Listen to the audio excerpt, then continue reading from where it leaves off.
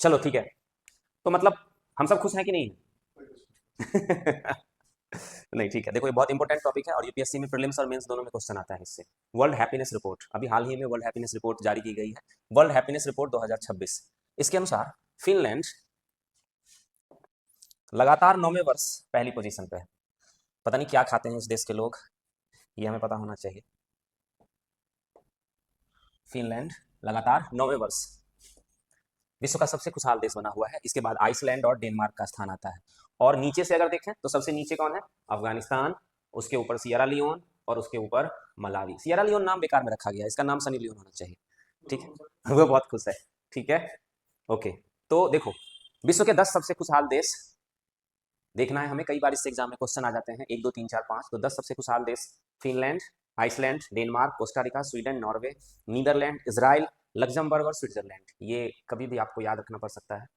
कौन कौन से देश आप देखोगे इसमें, तो ज़्यादातर देश जो हैं वो यूरोप के हैं। तो यूरोप के देश ज़्यादा खुश हैं शायद। लेकिन इसमें कुछ ऐसी चीज़ें आपको मिलेंगी जो आपने पहले पढ़ा नहीं होगा कभी इससे पहले। अब ये कैसे वर्क करता है और कौन इसे इशू करता है?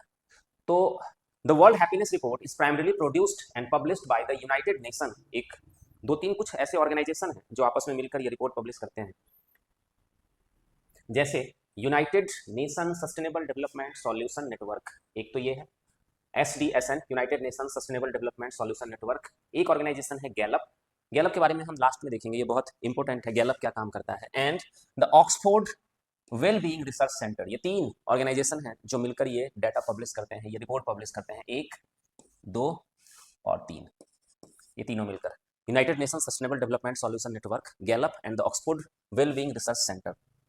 The report uses data from Gallup. ये सारे ऑर्गेनाइजेशन जो है मिलकर जो ये रिपोर्ट पब्लिश करते हैं, उसमें ये गैलप वर्ल्ड पोल, जो गैलप ऑर्गेनाइजेशन है, ये एक सर्वे कराती है पूरी दुनिया में। इसकी रिपोर्ट के आधार पर यह डाटा पब्लिश किया जाता है।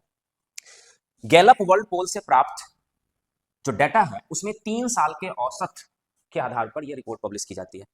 3 ऑर्गेनाइजेशन मिलकर पब्लिश करते हैं। ये 3 ऑर्गेनाइजेशन में गैलप वर्ल्ड पोल का डाटा यूज किया जाता है और यह डाटा 3 साल के औसत पर आधारित होता है। बहुत इंपॉर्टेंट चीज है कि ये रिपोर्ट कब पब्लिश की जाती है। Publication date: this report is release around international day of happiness, 20 मार्च को मनाया जाता है और इसी के आसपास, उसी से 1 दिन पहले या 2 दिन पहले यह रिपोर्ट पब्लिश की जाती है। This report is release around international date of happiness March 20 every year. अब बहुत इंपॉर्टेंट पार्ट है जो कई बार हमारे लिए बहुत जरूरी हो जाता है कि कैसे ये डाटा जब पब्लिश किया जाता है तो किन किन रिपोर्ट को, किन किन पैरामीटर्स को आधार बनाया जाता है, क्या पूछा जाता है लोगों से कि यह रिपोर्ट पब्लिश की जाती है। मतलब देखा जाता है लोगों की खुशी किन बातों पर आधारित होती है, उन्हें हम कहते हैं पैरामीटर्स या संकेतक। तो इस खुशी रिपोर्ट को या खुशहाली रिपोर्ट को पब्लिश करने के लिए 6 पैरामीटर्स का इस्तेमाल किया जाता है। कि 6 पैरामीटर्स बहुत जरूरी है, इन 6 पैरामीटर्स को समझना हमारे लिए बहुत जरूरी है। प्रति व्यक्ति जीडीपी, ये हम सबको पता है प्रति व्यक्ति आय कितनी है, तो एक पहला पैरामीटर है प्रति व्यक्ति जीडीपी। एक बहुत इंपॉर्टेंट पार्ट यहां पर यूज किया जाता है सोशल सहयोग, सोशल सपोर्ट। इसका अर्थ है कि जरूरत के समय क्या आपके पास ऐसे दोस्त या रिश्तेदार हैं जिन पर आप भरोसा कर सकते हैं। ये एक बहुत इंपॉर्टेंट पैरामीटर्स का इस्तेमाल किया जाता है इसमें, कि जरूरत के समय क्या आपके पास, आप देखोगे, हम देखेंगे कि भारत की रिपोर्ट क्या है, उसमें इस चीज का अभाव पाया जाता है। तो क्या आपके पास ऐसे दोस्त या ऐसे रिश्तेदार हैं जिन पर आप भरोसा कर सकते हैं, और हैं, देखो क्या है और कितने हैं आपकी लाइफ में। स्वस्थ जीवन प्रत्याशा, हेल्दी लाइफ एक्सपेक्टेंसी, यह मापता है कि उस देश में एक व्यक्ति औसत कितने वर्षों तक स्वस्थ जीवन जी सकता है, एवरेज कितने ईयर्स तक हेल्दी लाइफ जी सकता है। इसके अलावा जीवन विकल्प चुनने की स्वतंत्रता, यह इस बात पर आधारित है कि वहां के नागरिक अपने जीवन के महत्वपूर्ण निर्णय लेने में कितने स्वतंत्र महसूस करते हैं। आप अपने लाइफ में क्या करना है और क्या बनना है, यह निर्णय लेने में या डिसीजन लेने में आप कितने फ्री हो, ये बहुत इंपॉर्टेंट पार्ट हो जाता है। और और भी कुछ चीजें बहुत इंपॉर्टेंट हैं, जैसे उदारता, जेनरसिटी, ये बहुत इंपॉर्टेंट पार्ट है, जेनरसिटी, उदारता। और इस तरह से लाइट चली गई है तो हमें इसे बंद करना पड़ेगा। इसे इस आधार पर मापा जाता है कि हाल के समय में कितने लोगों ने दान दिया है या दूसरों की मदद की है। दिया है आपने कभी दान? दिया है? आशीष देता रहता है, अभी कुत्ते को सुई लगवाई थी इसने। ठीक है। तीसरा है भ्रष्टाचार का बोध, मतलब यह नागरिकों के अपनी सरकार और व्यवसायों में विश्वास को दर्शाता है। आपका आपकी सरकार में, आपके नागरिकों में कितना विश्वास है। भ्रष्टाचार जितना कम होगा, खुशहाली उतनी ही अधिक मानी जाएगी। ठीक है, चलो अब आप लोगों का भ्रष्टाचार का बोध, तो ये सब चीजें तो हमने देख ही लिया है। अब इसके आगे की चीज हम देखते हैं कंटिन्यूटी में। 2026 की रिपोर्ट में कुछ बातें बहुत इंपॉर्टेंट है जिन्हें हमें समझना है।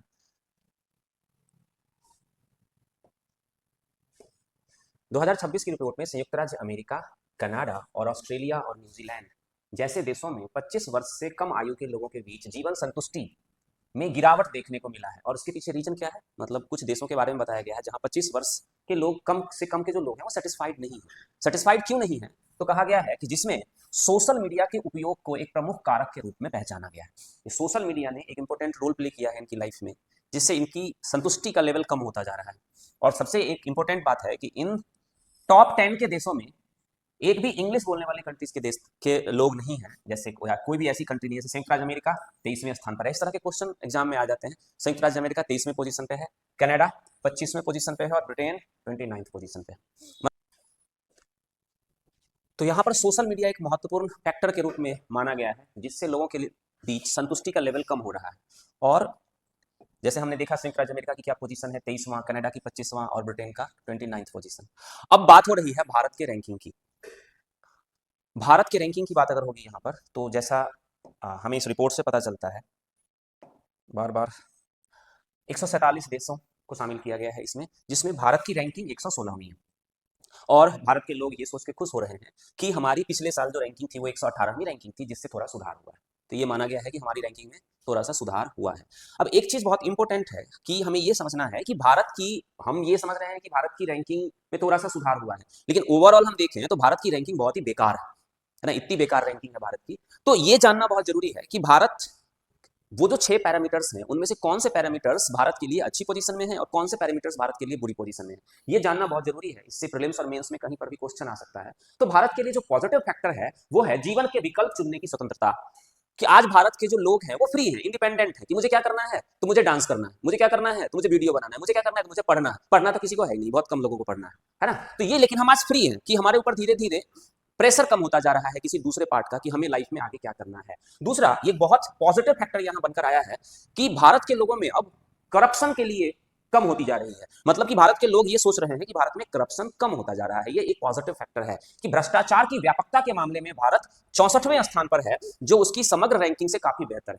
ये बहुत अच्छी चीज है। तो दो चीजें भारत के लिए अच्छी है कि जीवन के विकल्प चुनने की स्वतंत्रता में भारत 61वें पोजीशन पे है और परसेप्शन ऑफ करप्शन में भारत 64वें पोजीशन पे। ये दोनों पैरामीटर्स भारत की स्थिति को थोड़ा बेहतर बताते हैं। और आगे अगर हम बाकी 4 पैरामीटर्स को देखें तो भारत की स्थिति अच्छी नहीं है। बाकी 4 पैरामीटर्स में सोशल सपोर्ट, इसमें भारत की पोजीशन 123वें है, 23वें पोजीशन पे है भारत। मतलब ये कि भारत के लोगों को ये लगता है कि उनके बुरे वक्त में कोई उनका साथ देने के लिए नहीं आएगा, ना उनके दोस्त और ना उनके रिश्तेदार। इस मामले में भारत की स्थिति बिल्कुल खराब होती जा रही है।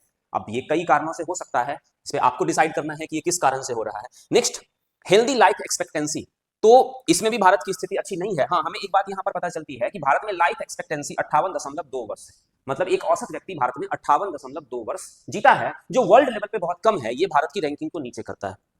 और ये हमें पता ही है कि प्रति व्यक्ति जो जीडीपी है, इसके मामले में भारत की स्थिति अच्छी नहीं है। पर कैपिटल इनकम जो है भारत की बहुत कम है। और कुछ और क्वेश्चन पूछे गए लोगों से, कुछ और क्वेश्चन पूछे गए, मतलब 6 पैरामीटर्स के अलावा और भी कई सारी चीजें हैं, जिसमें से एक बहुत इंपॉर्टेंट पार्ट है, जैसे इनकम इनइक्वालिटी। तो ये दिखाया गया है कि भारत में इनइक्वालिटी बहुत ज्यादा है। ये हमें पता है। इन सब बहुत सारी चीजें ऐसी हैं जो हमें पता होती है। तो 2 पैरामीटर्स ऐसे हैं जो भारत की स्थिति को अच्छा दिखाते हैं, बाकी सारे पैरामीटर्स भारत की स्थिति को अच्छा नहीं दिखाते हैं। इसके आधार पर भारत की रैंकिंग बहुत नीचे है।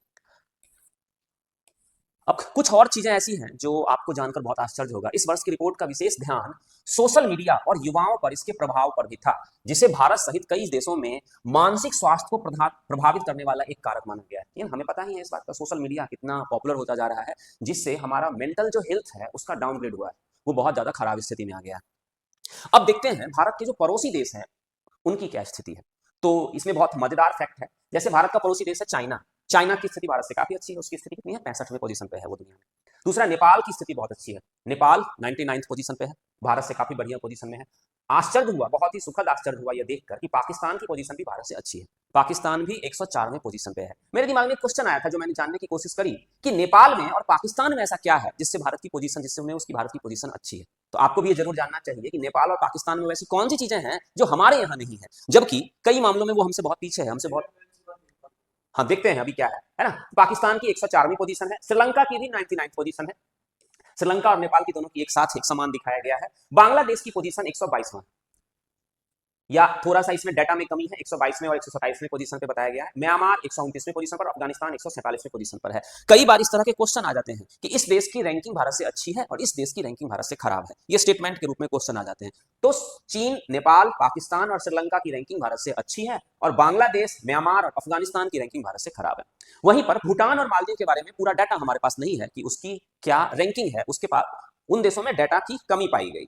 अब यहां पर बहुत इंपॉर्टेंट फैक्टर कि नेपाल की रैंकिंग हमसे अच्छी क्यों है। नेपाल की रैंकिंग हो सकता है मेंस में आपको इस तरह से लिखना पड़ जाए, कभी आप मेंस में पहुंच जाओ तो लिखना पड़ सकता है। देखो, मजबूत सामाजिक समर्थन, मतलब कि नेपाल में सामुदायिक भावना और एक दूसरे की मदद करने की प्रवृत्ति अधिक है। ये एक बहुत इंपॉर्टेंट फैक्टर है। जो रिसोर्स के मामले में बहुत गरीब देश होते हैं या जहां पर नेचुरल कमियां होती है, वहां पर लोग एक दूसरे के साथ कोऑपरेट करके रहते हैं। नेपाल में ये विशेषता पाई जाती है, सामुदायिक भावना और एक दूसरे की मदद करने की प्रवृत्ति अधिक है। ये उसे एक बहुत इंपॉर्टेंट पोजीशन, तो मजबूत सोशल सपोर्ट है उनके पास। दूसरा है अपेक्षाएं और संतोष। बहुत इंपॉर्टेंट चीज है कि नेपाल के लोगों की जो अपने जीवन से अपेक्षाएं हैं वो बहुत ही कम है। तो जब अपेक्षाएं कम होती है तो सेटिस्फाई होते हैं और सेटिस्फेक्शन से खुशी होती है। तो ये एक बहुत इंपॉर्टेंट फैक्टर है कि नेपाल के जो लोग हैं, विशेषज्ञों का मानना है कि नेपाल जैसे देश में लोगों की जीवन से अपेक्षाएं, एक्सपेक्टेशन बहुत कम है और वो कम संसाधनों में भी अधिक संतुष्ट है। जबकि भारत में अपेक्षाएं बहुत ज्यादा है, डिससेटिस्फेक्शन बहुत ज्यादा है ना। भारत में हम जो छोटे छोटे यूट्यूबर्स जो यूट्यूब पे वीडियो बनाते हैं, हम जैसे लोग है ना, वो तो यही सोचते हैं ना दूसरों को देख करके, अरे यार उनके 5 मिलियन फॉलोअर्स हैं, हमारे 50। तो ये हमारी एक्सपेक्टेशन बढ़ा देता है और ये कह रहा है यहाँ पर कि भारत जैसे तेजी से बढ़ते देशों में अत्यधिक प्रतिस्पर्धा और तनाव खुशी के स्तर को कम करता है। एक और चीज बहुत इंपॉर्टेंट है, मानसिक स्वास्थ्य और प्रदूषण। प्रदूषण हमारे देश में एक बहुत इंपॉर्टेंट फैक्टर है। नेपाल में प्रदूषण की बहुत ज्यादा कमी है, ये भी एक बहुत इंपॉर्टेंट फैक्टर है। भ्रष्टाचार, नेपाल में करप्शन का लेवल थोड़ा कम है, भारत में बहुत ज्यादा है। और एक और जो बहुत इंपॉर्टेंट फैक्टर है वो है रिलीजियस जो व्यू है, उनका परसेप्शन जो है, वहां पर धार्मिक जो भाव है, मतलब कि उनका जो धर्म के प्रति जो उनका विश्वास है वह उन्हें पॉजिटिव एटीट्यूड देता है। ये बहुत इंपॉर्टेंट फैक्टर है धर्म के प्रति। हमारे देश में धर्म के प्रति वो चीज थोड़ी सी नेपाल के कंपैरिजन में कम है। तो ये बहुत इंपॉर्टेंट पार्ट है। कुछ अध्ययनों के अनुसार नेपाल में दैनिक पूजा पाठ और आध्यात्मिक गतिविधियों से मिलने वाली पॉजिटिव एनर्जी लोगों को खुशहाली देता है। ये बहुत इंपॉर्टेंट फैक्टर है। तो अब इससे हो सकता है हमारे देश में बहुत सारे लोग इस पॉइंट से सेटिस्फाइड होंगे या नहीं होंगे, लेकिन ये रिपोर्ट है कि उन्हें जो उनका जो पूजा पाठ में जो वो भाव है, उनका जो विचार है, वो उन्हें पॉजिटिव सपोर्ट देता है। ऐसा होता भी है, हम लोग भी जाते हैं तो थोड़ा सा पॉजिटिव सपोर्ट लगता है नहीं मंदिर जाकर, क्या कहते हैं? उस टाइम होता है पर बाद में नहीं। ओके, हम ये कह सकते हैं कि नेपाल के लोग सामाजिक रिश्तों और जीवन के प्रति संतोष के मामले में खुद को बेहतर स्थिति में पाते हैं, जो उनकी रैंकिंग को ऊपर ले जाता है। तो उनका सेटिस्फेक्शन लेवल अच्छा है जो उनको खुशी देता है, और वो पॉजिटिव सोचते हैं जो उनको खुशी देता है। हमारे देश में इस तरह की कंडीशन नहीं है, कई सारे मामलों में हम बिल्कुल डिससेटिस्फाइड है। अब दूसरा, हमने नेपाल को देख लिया, अब हमें पाकिस्तान को देखना पड़ेगा। ये सबसे ज्यादा क्यूरियोसिटी वाला मैटर है, पाकिस्तान खुश क्यों है भारत से ज्यादा, है ना। तो पाकिस्तान के खुश होने के पीछे कुछ चौंकाने वाले सामाजिक कारक हैं और शास्त्रियों और मनोवैज्ञानिकों के अनुसार इसके मुख्य कारण ये है। अब देखते हैं क्यों है। एक तो सोशल सपोर्ट, ये तो वेल नोन फैक्ट है। उनके पास जो इस्लामिक पीपल है उनके पास सोशल सपोर्ट ज्यादा होता है, उनके अंदर कोऑपरेशन की भावना ज्यादा होती है। ये एक बहुत इंपॉर्टेंट, उन्हें लगता है कि जब मुझे जरूरत होगी तो हमारी हेल्प करने के लिए 4-5 लोग आ जाएंगे, है ना। ये उन्हें बहुत पॉजिटिव सपोर्ट देता है। पाकिस्तान में पारिवारिक और सामुदायिक ढांचा बहुत मजबूत है। सर्वे के दौरान पाकिस्तानी नागरिकों ने यह अधिक दृढ़ता से महसूस किया कि संकट के समय उनके पास मदद के लिए परिवार या दोस्त मौजूद हैं। भारत इस मामले में पिछड़ गया। यहाँ भारत की बहुत बुरी हालत है। उम्मीदें और संतोष, है ना, ये भी बहुत इंपॉर्टेंट फैक्टर है। लोअर एक्सपेक्टेशन, उनकी लाइफ के प्रति ज्यादा एक्सपेक्टेशन नहीं है, उन्हें बहुत ज्यादा ऐसा नहीं चलना। उन्हें लगता है कि भाई हमारे पास रिसोर्स कम है, तो रिसोर्स कम है तो हमें इसी रिसोर्स में खुश होना है। मतलब इस मामले में सोशल सपोर्ट और लोअर एक्सपेक्टेंसी के मामले में नेपाल और पाकिस्तान बिल्कुल समान है, बिल्कुल समान। तो विशेषज्ञों का मानना है कि जिन देशों में आर्थिक चुनौतियां अधिक होती हैं वहां के लोग छोटी छोटी खुशियों में संतोष ढूंढ लेते हैं। और ये बात मुझे पूरी तरह से सही नहीं लगती है, क्योंकि आर्थिक चुनौतियां अफगानिस्तान में बहुत ज्यादा है, अफगानिस्तान में भी, तो वहां लोग वहां खुशी का लेवल कम क्यों?